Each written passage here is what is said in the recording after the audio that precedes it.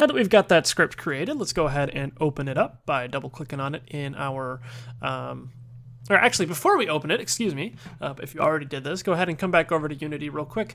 We want to actually add this to our player game objects. Let's drag that out onto the player there, and then we can go ahead and open it up once we've got it attached to our player. And the first thing we're going to do is we have 5 variables we need to add.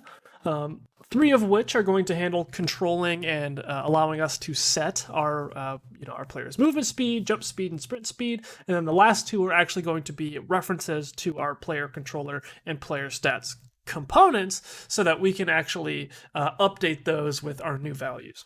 So these first 3 are going to be floats, which again are numbers which can have decimal points, as opposed to something like an integer, which cannot have decimal points.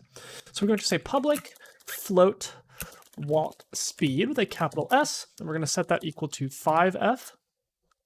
The next one will be another public float, and we're going to call this one sprint speed. We're going to set this one equal to 10F, so double our walk speed. And then the last float will be public float jump speed, which is again going to determine how high we can jump. And I'm going to set 10F here because I kind of do like having a nice high jump in this game. The final 2 variables we need to add here are the player controller, PC, and these are private variables, so we don't use an access modifier, that public or private word.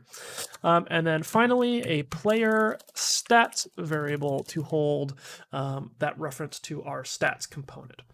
So once you've got all 5 of those there, go ahead and save your script. As we go through and make changes to our player by adding objects or making tweaks and things, let's always make sure that this serves as a nice reminder. Let's always make sure that we select our player, go to the Overrides tab, and hit Apply All, just to make sure that all of the changes we're making are applied to our player in all of our scenes.